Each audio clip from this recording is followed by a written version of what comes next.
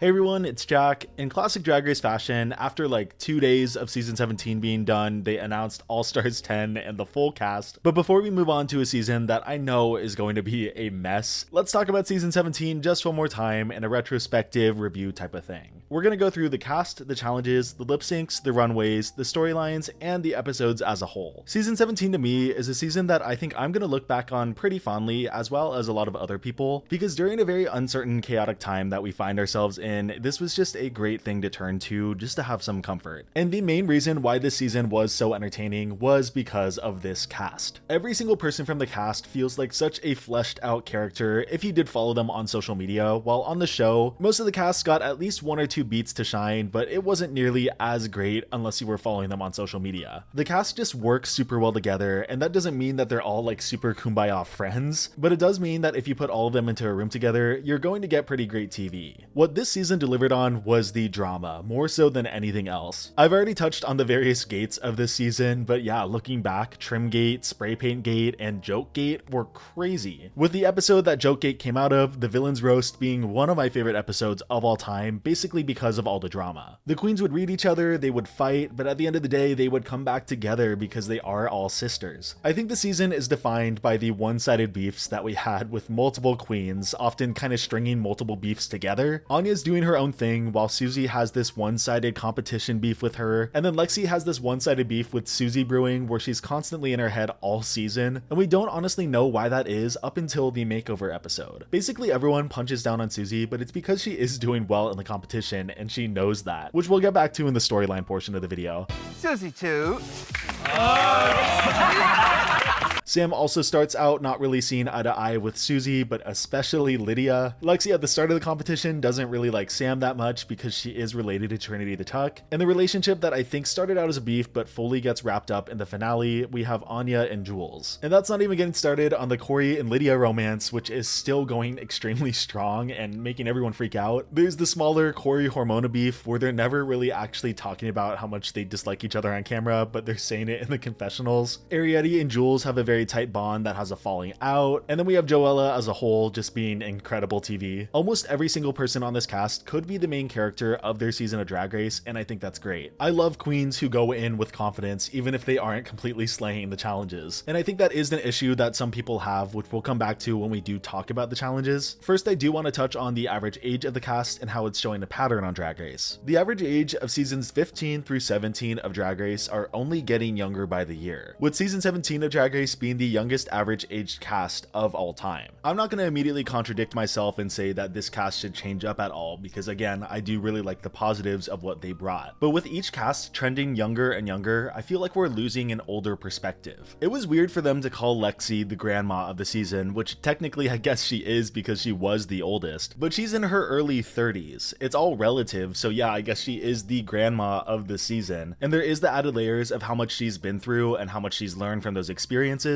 but I think all of the framing would be different if there was a queen on the season that was older. The amount of incredible talent and perspective that we lose out on when older queens aren't on the season is something that you don't really notice until someone points it out, while at the same time you feel like something is just missing from the season. I love Drag Race so much, and so many of the queens on the season love it too. That's the reason many of them started to do drag in the first place, which is completely valid. But I would love to see queens who are older that started drag before Drag Race happened, because their take on drag is always different and they can tell you how the drag landscape has changed since the show started. Ultimately, they're missing a key piece of the puzzle and they're just trying to fill in the blanks. One thing I do love about this cast is how diverse they are based off of their location. There's only 2 queens from California and 1 queen from New York, and in a modern Drag Race season, that's pretty shocking. And a new pattern that's emerging seems to be queens coming from Florida, and if they keep giving us queens like Susie, Jules, Lucky, Morphine, and Maya, I'm gonna be loving it every single season. Overall, for the cast interactions and their personalities, I give them like a solid 7 to 8 out of 10. The challenges is where it starts to get more interesting. We started out very strong in the challenges on the first couple episodes of season 17. I was raving about the challenges at the top of the season, and then it started to take a downturn as soon as I posted that first video, but I will stand by the fact that the talent shows were good with a great implementation of Rate a Queen. Monopulence is one of the most consistently great runways that we've ever seen on the show, and the lip sync parody challenge that they did is one of my favorite things that they've done in a while. Those first 4 episodes are so good, and then we got RDR Live, which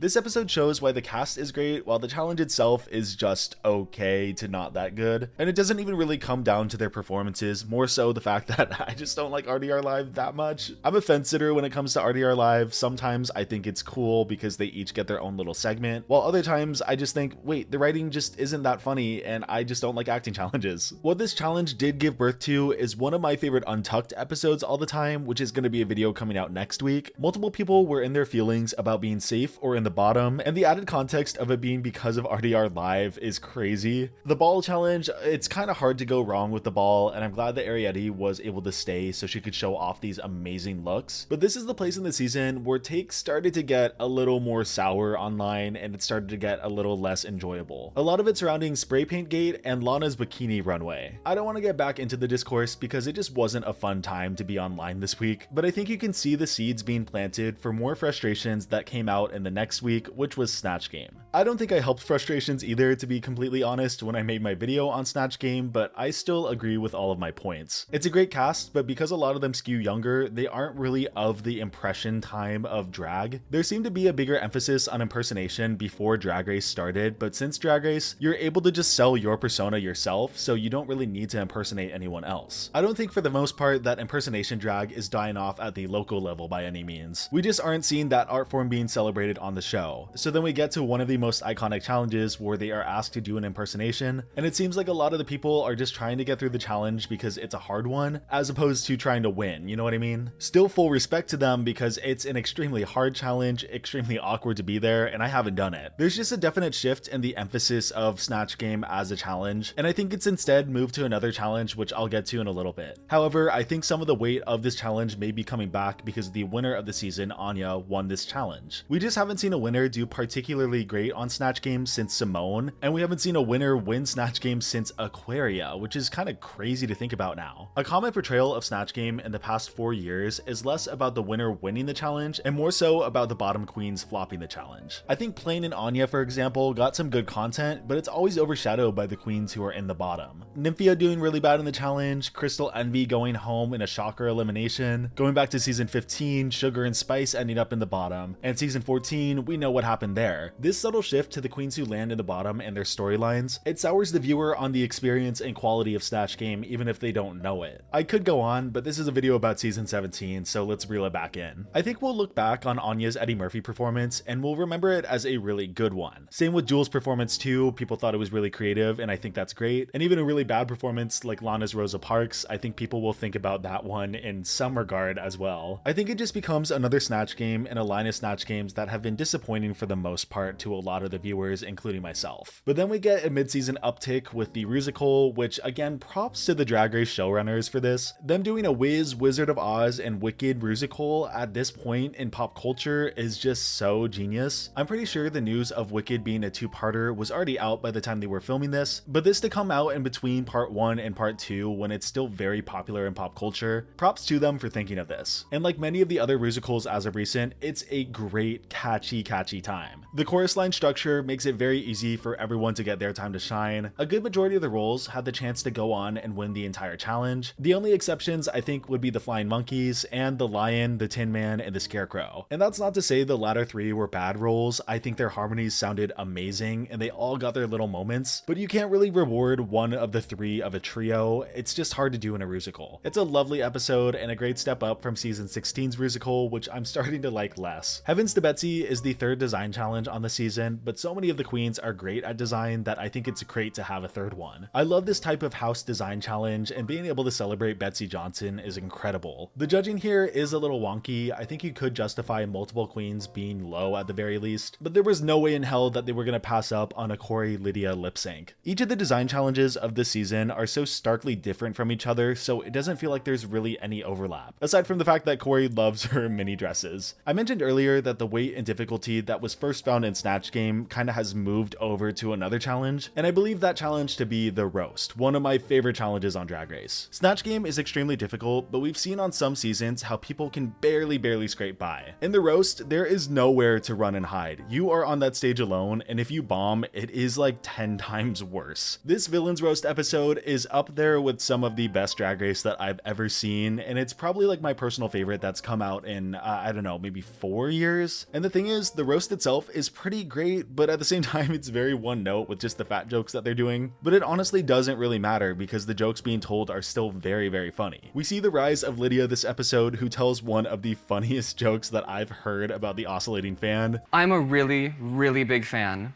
is what Mistress would say if she was dressed like an oscillating fan. Lana and Sam do super well in this challenge as well, and it's even better when Arietti steals Jules' jokes. The drama is high this episode, and it's really easy to tell a good story based around the roast from what we've seen on Drag Race. I hope they continue to do these, and they bring in a new panel every time. You could do the lovers roast with Corey and Lydia, and all the lesbians would go wild. But after one of the best episodes of modern Drag Race, we dip back down for a while. Ross Matthews vs. the Ducks is another acting challenge. It is better than RTR Live, I think. The queens are given more time to shine, and I think I like the performances better, but it's still pretty corny. Everyone did the best that they could with the material. The judging was a little weird. I don't know how Lana ended up in the bottom, being scene partners with Anya, who won the challenge. They said that Anya overshadowed her, but Lana had to be there to help the energy and push the scene along. I guess that's just what you get when you're splitting hairs this late into the game and everyone says to eliminate Susie 2. Susie 2. Susie 2. Susie 2. I think we know what we have to do. Eliminate Susie too. The monologue dance episode is next, and I liked it at the time, and I think it's still silly now, but I don't know if it should be a full challenge. I think it's a very budget-friendly challenge, and as you're watching it, I think it's entertaining, but as soon as you stop watching it, you're not gonna remember it. Looking up these episodes again, yeah, I forgot that this happened. We have one more big spike in episode quality with the drag family makeover, something that's always gonna be great whenever they bring family members in. I always laugh, I always cry, you can never really go wrong with family makeovers, so I'm glad that they saved them for only really special times. And then we get to the Vegas headliner episode, which as a challenge itself, I think is completely fine. It's really cool to do the photo shoot with Rue. I love seeing her be very hands-on. Ironically though, Rue does take a step back with the interview portion, which is normally where she is hands-on doing the tic-tac chat, but instead we have Latrice Royale, which I think is a good trade-off. And then we get the gift shop, candy shop song, and this is where a lot of people have a lot of misgivings. There was no girl group nor finale song this season, which is really sad to see, and there's not really an explanation to why they didn't have them this season. I do get the vibe that they might be transitioning out of them just based off of how season 16's went. The girl group episode from season 16 is one of the best episodes from that season. All of the songs were great, and yet we can't find them on streaming, and only the Thick and Stick number is on YouTube. If I had to make a guess, I think it comes down to behind the scenes legal things, because I don't think they would give up the girl group challenge willingly because it is always a hit with the viewers. It's a pretty sad loss and a strange point in the show's run because we also get the finale where it's on the main stage. A lot of the established status quo for the season seems to be kind of fading away right now. I don't think it's permanent, but this season just feels kind of off because of it. I look back at this season and yeah, there's no girl group, no live finale in a theater, while at the same time, when you look at it, there were many sponsors this season. So the money has to be going somewhere, and if it's not going into the challenges or like a live finale, I do think that the girls are getting more. Anya, of course, got the grand prize, Jules got money for being runner-up, Lexi and Sam got money, Susie got a lot of money. So full benefit of the doubt, I think they're using their money well and they're putting it to good use whenever they get a sponsor. I don't think they're in some budget era without having a girl group or not having a live finale. I think it's just easier for them to do it this way, and we might need to get used to a new status quo, which is kind of sad, but we can always hold out hope for the things that we missed this season.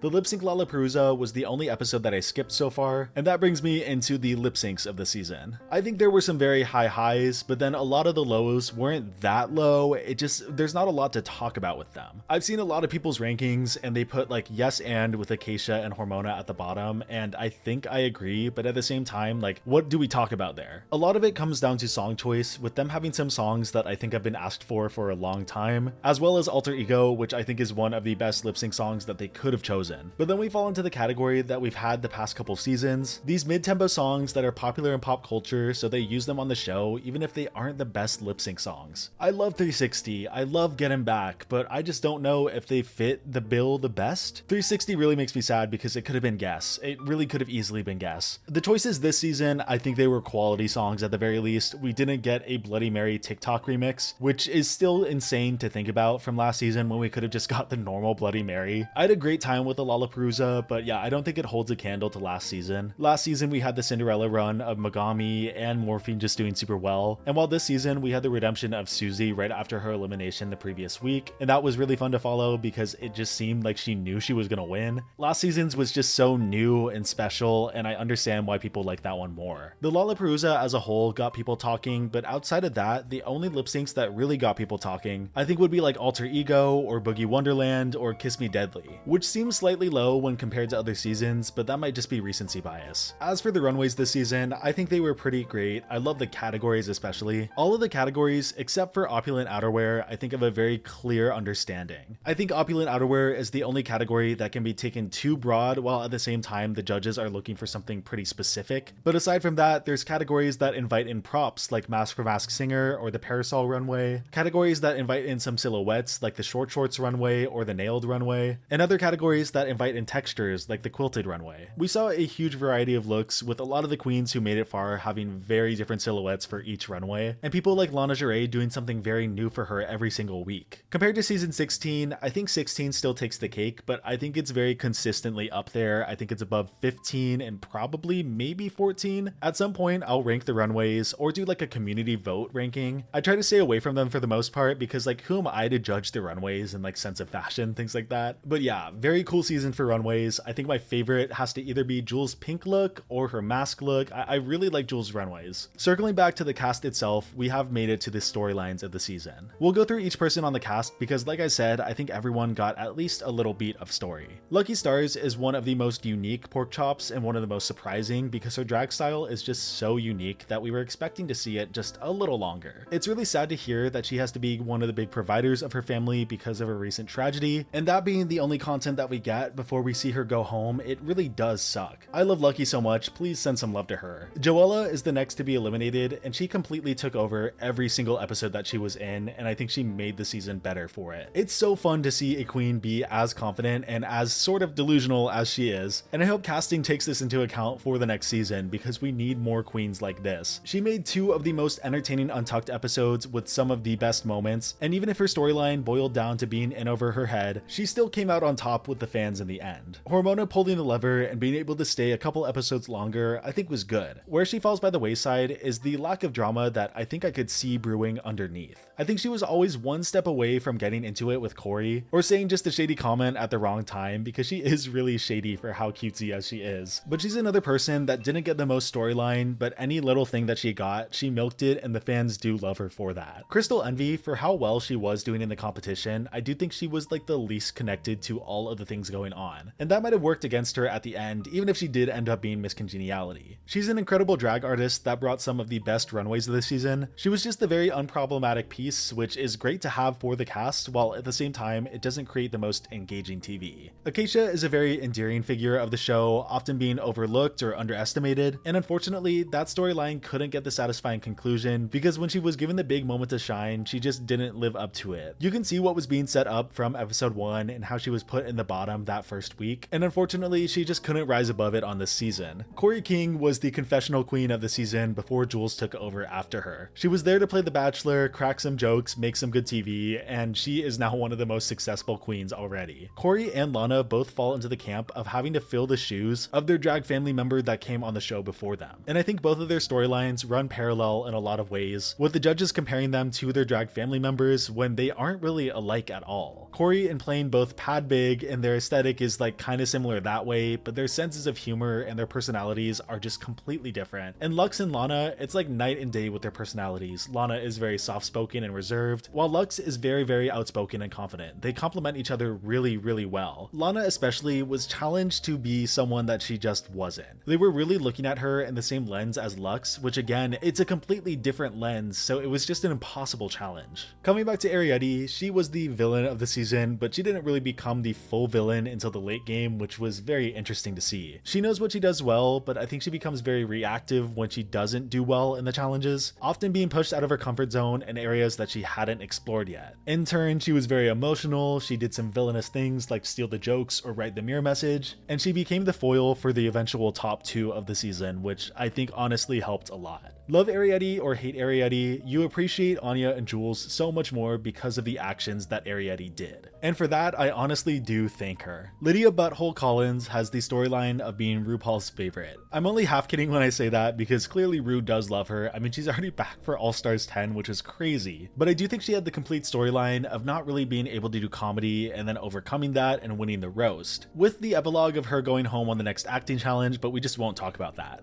She and Crystal Envy serve as this season's what could have been. While I don't see Lydia making it too much further from where she was eliminated, the scissor mishap that happened after she was winning the lip sync I think will keep a lot of people up at night. Lydia is just an extremely unique queen with a gold mine of content all around. Her style is unique and she's very dry and outspoken. Ru loves her, Corey loves her. I think both her and Corey are set to be very big in this fandom, which I think is perfect. But then we make it to our final 5 queens, which all have a ton of content surrounding them. I've already touched on their intertwining stories a little bit at the top of the video, but let's go through each of them based off of the most content that I have to talk about because I want to save Susie for later. Sam Starr is a very interesting queen because in a lot of ways I can see the influences of Trinity Tuck all over the place. She's very pageanty, very southern, very competitive, and I do think in some ways they follow the same storyline of being like this pageant queen who can actually really be funny and like let their guard down, which Trinity has gone on to say that she already knew she was funny, but like she was just playing it up for the cameras and knew what storyline they wanted out of her. And I do think Sam was figuring out the same things as Trinity as the season was going on. A lot of the same beats were hit, but that's not a bad thing because I think this storyline is great. And honestly, I love Sam Starr so much. She shines the most when we aren't really focused on her storyline and instead just focused on how funny she is. She doesn't see eye to eye with Susie or Lydia's drag, and she starts out as a hater until eventually coming to appreciate them. But on the way, she's being a fun hater saying send them home together or getting mad that Susie had a ton of ugly dresses that she could have borrowed. She also had a lovely beat with her mom, who seems to be just an incredible person. Her whole family seems to be great. She's going to be a formidable competitor when she comes back for All Stars, and I think she's going to make it very far because of how competitive and talented she is. Lexi Love is one of the most compelling queens that we've had on the show in a while. She's very, very real. She's emotional and will have a breakdown in 1 second, and then 10 minutes later she'll be like, oh, that was kind of stupid, I'm sorry. In some ways, I do understand why they were calling her grandma because I think Lexi's drag is something that just needs to be shown. She came from a really rough background in so many different ways, being a trans woman, being a former drug addict, not having a relationship with her mother. And though I don't know if she was emotionally ready to come on the show, in a lot of ways, it was the perfect time. I don't think she was the best competitor because of how much she was second guessing herself in the competition, but Drag Race itself healed so many parts of her. She didn't know coming in that she would be so emotional, but she left the season with a better understanding of other people's drag like Sam Starr, a reconnection with her mother after years and years of not talking and hearing her mother call her she, which it still gets me emotional. And the most interesting one, her one-sided relationship with Susie, which I touched on earlier as a more of a lighthearted thing, but it was honestly a very big step for Lexi to understand like who she was and how Susie plays a role into that. From around episode 5, we started to see Lexi not really vibe with Susie. She saw how well Susie was doing and where she came from, reading books and everything, and she just couldn't relate to that and was frustrated that she couldn't channel that same success. Anytime she was paired with Susie or went after her in the roast, she always got in her head, and that led her to not do well in these challenges. But the thing is, something that happens late into the game is that Lexi realizes that she actually can relate to Susie because she sees a lot of her former self in Susie, saying that Susie emulates a lot of what she could have been if she didn't fall down the bad path. Susie's somebody that has gotten me in my head a lot in this competition, actually.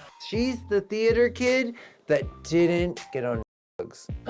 Susie is me in an alternate universe. She is that child that I was not able to become. And it's really sweet because I just want to go and hug Lexi and tell her that she's enough and that she is an incredible queen. But to see her go on this very internal journey alone, I think it was important and necessary, and I think she came out on top with a better understanding of who she was. I pinned Lexi as my winner's pick preseason and the first episode that she competed in, and even though the Inner Saboteur took over for most of the competition, it created one of the most interesting character portrayals on Drag Race I've ever seen. If I could only choose one queen to sympathize with, I think it would be Jules Sparkles above anyone else. We basically never see Jules be anything less than bubbly and looking for the best in every single person. The best example, like I touched on earlier, is the villain's roast where Arrietty steals her jokes. The catalyst for Arrietty doing this is Jules doing the order for the roast and giving everyone basically what they wanted, but still people got upset because of it. And instead of retaliating and trying to defend herself, Jules just apologized apologizes for making anyone upset, even though she was just given a task and executed it well. Arrietty gives her the silent treatment, moves away from her. Lexi is also upset, but then gets over it by the end of Untucked. And then Arrietty steals Jules' jokes right before Jules is supposed to go on. Jules lands in the bottom next to Arrietty, and instead of revealing that this happened, she keeps it to herself. Like a lot of people have said, she is a better person than me. I would have not let that slide, but her doing that, it's just more brownie points and more reasons to like her. She was the bigger person in that moment, and then when we meet her dad, it all makes sense because he is clearly such a kind person. Like, this is a household that's just built on kindness, and again, it just makes me want to love Jules even more. The other part of Jules' storyline is the late game success that she seemed to have, even though for the most part, she was doing pretty well in the competition the entire time. I personally always saw her making it to the end just because of how much content we were getting surrounded her and how kind she was. Like, that's someone that you just want to root for and someone that I don't think they would cut. She ultimately came away from the season not winning the crown, but being a person that people just want to follow and root for, which in a lot of ways is a win in and of itself. And while I could talk about Susie here, I'm going to talk about the winner of the season first, Anya. I know it's a little out of order, because I think Anya's storyline is entangled with Jules in a lot of ways. While Jules is the most sympathetic character on the season, Anya is almost like the audience insert who also just happens to be doing extremely well in the competition. She's one of the queens who is very outspoken and will say what's on her mind, but thankfully it's portrayed in a positive way, with us always getting justification for why Anya says these things. She may mess up or upset her fellow competitors, like spray painting on Lexi's garment by accident or taking the trim that Jules was originally going to use, and yet it's never portrayed as straight up villainous. There's a lot of complexity to it, and we understand why Anya does the things she does. We see her get over these conflicts with these people early and get very close to them by the end of the show, which is something that was set up very early on for her, being concerned that she wasn't going to have friends from the show because she still is new to drag and she is pretty guarded as a person. Got into the gay world really late, and I started doing drag at 27. My whole goal is like for y'all to be my sisters at the end of the day, but right now, all these bitches are strangers. Yeah. But we get to see her grow over the course of the season and foster these relationships with the queens that started out kind of rocky. The best example, of course, being Jules. In the Villains Roast episode, when Arrietty gives Jules the cold shoulder, Anya is there to defend Jules because, again, she says what's on her mind. She knows that Arrietty and Lexi being upset really has no basis, and by defending Jules, it strengthens their relationship and she ultimately makes a friend. Anya practically has no beats in her storyline when it comes to how she's doing in the competition, because she just is doing well and that's always going to be a given. So instead, her accomplishments and what she needs to overcome is making friends in the competition. At first, her personality and the guards that she puts up just doesn't gel with people. But then as people get to know her and as she defends more people, they start to like her, and that's how friends are made. It's the perfect storyline for her and makes her an incredible winner. But I do want to end the video talking about Susie too. Susie's storyline on season 17 is one of the most crazy roller coaster storylines I've seen in a long time. A third of the time, she's this quirky, misunderstood hero in the same realm as Jinx Monsoon. The second third is this cocky competitive villain that wants to see other people not do well in the competition. And the last third is she's an uberly talented queen that gets in her own way because she's too cerebral. The way I listed each of these thirds kind of follows the order that it happens in the season. Like from the top of the season, we have her worrying about the queens not respecting her form of drag and how she does tap and all that. Towards the middle, we see her being very competitive, especially in the Rusical episode where it's edited to look like she's watching Acacia fail, while if you look at the sweatshirts, she's not doing that, and they just try to make her look more villainous here. And then at the end of the season, we see her be very comfortable in the competition, expecting to make it to the end, only to get too cerebral at the last minute, land in the bottom, and then be the shocking elimination right before the finale. I expected Susie to go all the way, and I was shocked when she didn't. But when watching back the season, I guess there were signs there with just how crazy the edit was. This is all just assumption on my part, but it seemed like Susie was trying to figure out what edit she was going to get in the future of the show, and then she tried to play into that edit as long as she could. She acted as this confident underdog who had the talents to go all the way, while everyone around them just didn't understand them, and all the queens on the season definitely played into that too with how much they made fun of her. Susie too.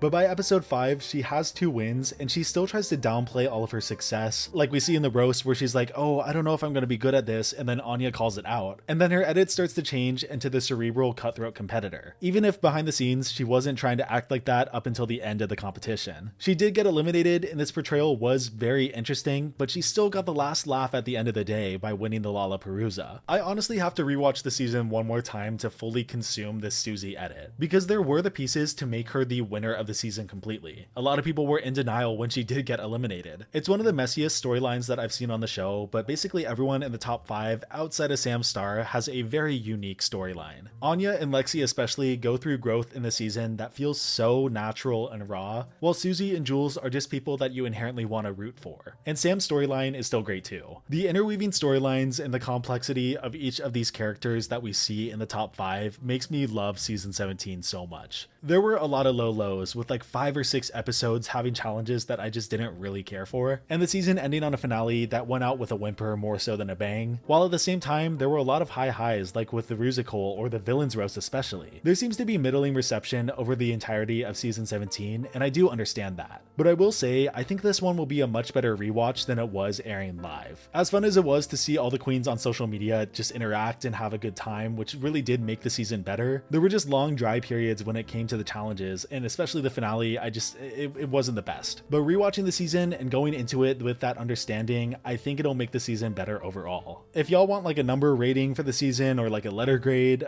sure. I'd give season 17 a 7.5 to 8 out of 10, or like a B to B plus rating. The cast was one of my favorite of all time, the runways were great, the lip syncs were good, and the challenges were either some of the best ever or kind of a miss. It's all over the place, but that just makes it a season that I want to come back to and appreciate the good things that happened. That's about it for me. Thank you so much for watching.